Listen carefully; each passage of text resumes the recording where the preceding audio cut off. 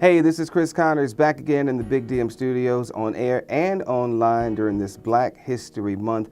And all month long, we've had people come in and stop by. We've been talking to them. They've been entertaining. They've been educating. It's about Black history. It's about Black History Month.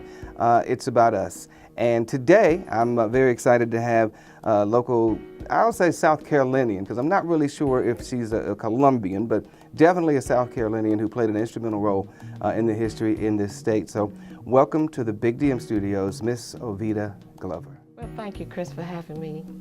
It's always a pleasure to be able to tell a story, and the story today is going to be about me.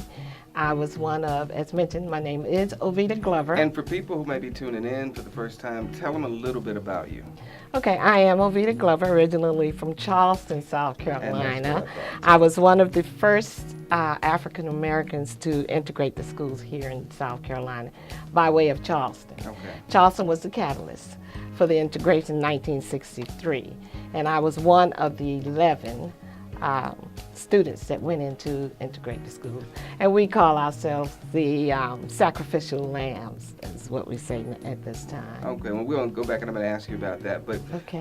Is there a need still, do you think, for Black History Month? Do we still need to take this month to examine our history and to talk about it and to teach our kids, or are they doing a good enough job in school?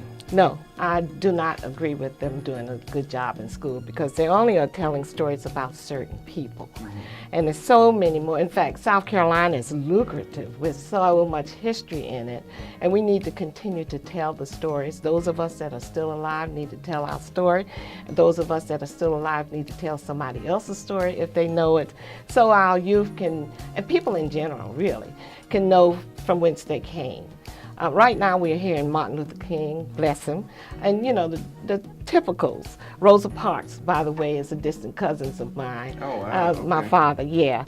And so those stories are being told, but we need to tell the stories right here in Columbia, South Carolina, right here in South Carolina. For instance, my story, being one of the first. And that's what we want to talk about. So take us back. I guess it was 1963. 1963, and I'm kind of familiar, not with your story, but my dad was actually a teacher, and he integrated the schools. He was the first Black teacher at the school in the county that we lived in Virginia. So he came in for that integration, and he had lots of stories to tell, being the only Black teacher, no Black students. So I'm sure that you have some stories to tell as well. I have quite a few. I think it's too long for this segment, but so take us to starting Charleston, out in South 60, Carolina. really it started in 60. Okay. 1960 is when we attempted to integrate the schools in Charleston. And it was myself, my father, who's Reverend Dr. B.J. Glover. Joe Brown was, at that time, was the president of NAACP. He had a daughter that was in the 12th grade, I believe. Minerva Brown is her name. And with that being said, we started the ball rolling, but were denied for certain reasons. And so there were no Black students in high school at this time? None. No. None of the schools were integrated. What made you want to go? 1960. What made you want to go to school? Well, I went because my father was so active in the civil rights arena. Your and father now, he was a former pastor of Mother Emanuel. Yes. Is that correct? He was the longest serving pastor for the church to date. Okay. Which was about 13 years. Okay. So it was right during the time of the civil rights arena. I was able to see as a child, 8 years old, Martin Luther King. He was there in 1962. To the church. To the church at Emmanuel. And you were Emmanuel, yes. And that was an exciting, I think the excitement, I just like to go to two things, and people always ask me what they were, and I said it's either a funeral or an NAACP meeting. And I just believe that it was because of the excitement of it. And I learned a lot. The camaraderie at the time, the people were so together, and I'm longing for that attitude to come back. We need it. That's where our history comes into play, sure. to teaching again what needs to be done. Now, you think your father knew that Blacks and whites going to school together was on the horizon, or was this just something that he wanted to try to see, because you guys deserve to be at that school and to get that education? Well, he was doing that civil rights period, and that was something they were striving for. Mm-hmm. And me being of age at the time was the sacrificial lamb, and he was a very stern man about his rights. He got beaten by the Ku Klux Klan in Greenwood, South Carolina, attempting to vote or get registered to vote. So it's a long story about him as well. And so it's been in his life. He was the first in his family to go away to school. They had to send him away because the schools weren't accepting blacks here. So with that being in his mind, you know, of course he would say, like, you know, I had a dream the one day that my, you know, king just spoke it and daddy just did it. You know, was just riding along with that period of time. So you tried to go initially and you couldn't go. Yeah. So you guys went back. Your dad, I guess, kept working. 1963. 1963. What happened? We went to school. You went to school? We went to school in 1960. I lived directly across the street from Mitchell Elementary School. There was a park between my house, the park, and the school. And I always wanted to go to that school, and Daddy would always say, one day you're going to go there. Well, the day came that we walked across the street, and Chris, I can remember walking up those steps, and there was a line of media and parents in the hallway, and this little Caucasian boy, as I was walking by, took a pencil and stuck me with his pencil, and me being the feisty that I am was trying to get away so I could get to that and I could feel. I remember my father to this day telling me, baby, hold on to my hand, I got you. Don't turn her loose. But you know, racism is really taught to young people. So young kids at that age, did you feel the pressure from them? I mean, were you the N-word even then from the young people, or were they welcoming you? I'm not talking about the parents. I'm talking about the kids. No, the kids mimic what they see and hear.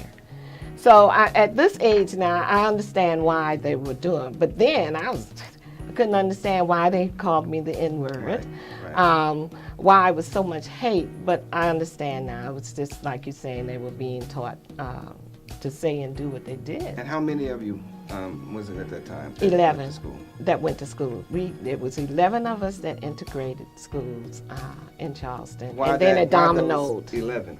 Well, there were people that were active in the NAACP. My father, Joe Brown, became the state president in NAACP. My father was the president of Charleston NAACP, and there were some other families that were strong about their children being involved and them being involved as well.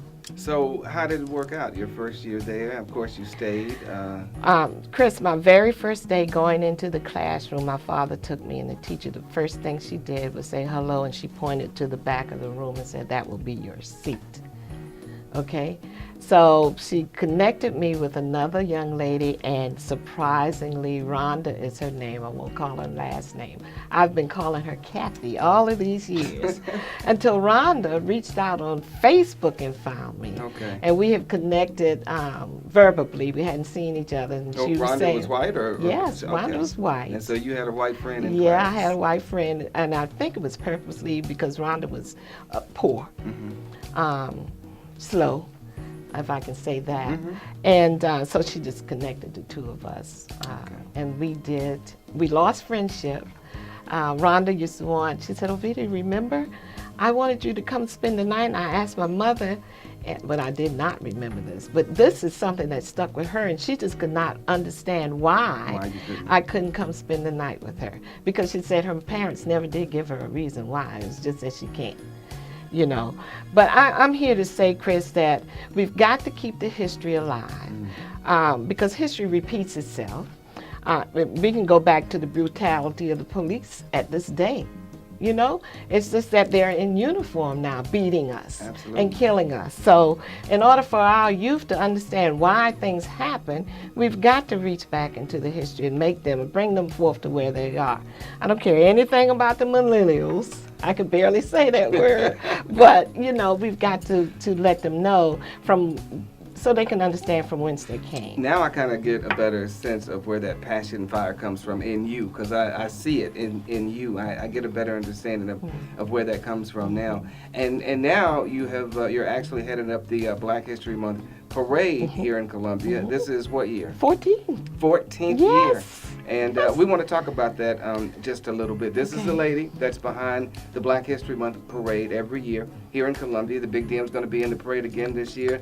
It's going to be huge, so tell us about it. Okay, you mentioned the 14th year. We've struggled through those years, and it's growing. I'm going to encourage any and everybody to come out. It's no matter what race you are. Everybody can learn. It's an educational event. In order to be part of it, you have to distribute some type of history, African American history preferably, and so that can be distributed. So people can walk away to know that Ovetta Glover did what she did, or Chris Conyers was the first African American to have wavy hair, or whatever the deal might be, you understand? So it's a teaching tool. Absolutely. And when I came up with the idea, I wanted to tell my story and a lot of my father's story too.